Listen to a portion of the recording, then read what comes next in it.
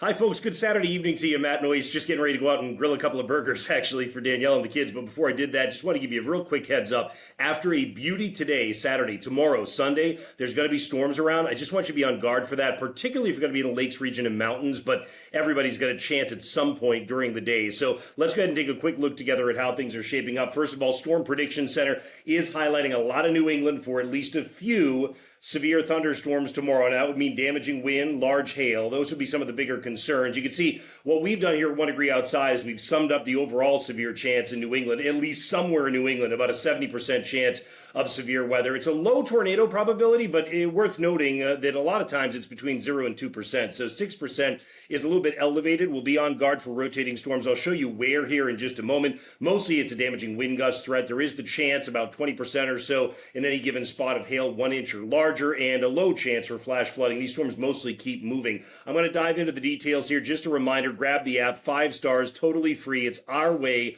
to stay in touch with you when bad weather comes. Just make sure you've got locations and notification turned on. So here's a rundown on who's going to get what tomorrow. You can see, first of all, you've got a pretty large area that's covered here, right? At least with an elevated chance in yellow, probable in orange, and expected shows up in purple. 2 areas that get highlighted. One is in the lakes and mountains all the way to the Maine coastline. The other one's southern New England, mostly not until we get toward evening. What's happening is there's a storm center on the way. The red line is a warm front. That comes through in the morning with some showers, downpours, a rumble of thunder, especially near the south coast. Then you get into this precarious setup where you're right just in the warm sector, and when you're just barely getting to that warm air, sometimes you have enough wind in the atmosphere to get some pretty decent storms going. Notice the thunderstorm energy at 1 o'clock in the afternoon, building to moderate for a number of spots. If we go later on in the day at 4 p.m., it starts to focus on the southern half of New England. So your chance for storms is greatest at midday to early afternoon in northern New England, and it's greatest as we get late day into evening in southern New England.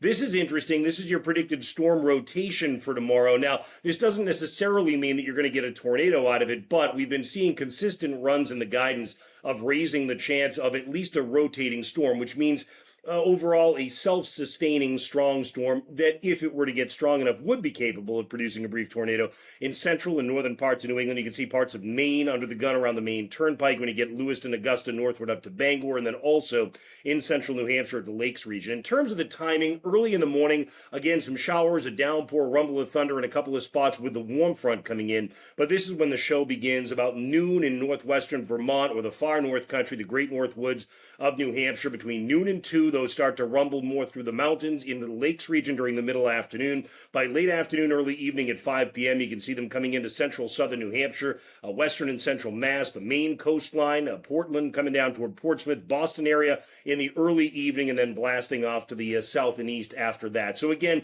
keep our app handy. I think that's the best way that I can tell you to sum it up. Make sure you've got location and notifications turned on. That way, not only if there's a government warning, would you get that, severe thunderstorm warning, tornado warning, things like that, but also if you turn on all the notifications, you'll get notifications anytime you get lightning within about 11 miles, and that's really helpful. Of course, you always remember, when thunder roars, go indoors. All right, good luck with everything tomorrow. We will be here for you. If we need to live stream for anything high end, you'll get a notification in the app. We send that out, and usually what we do is we'll notify by location. So if it's in the North Country at first, we'll notify North, and then we'll kind of work our way south from there. But that's how things look for now. We'll see you tomorrow, I'm sure. Have a great rest of your evening, and enjoy what you can out of the day tomorrow.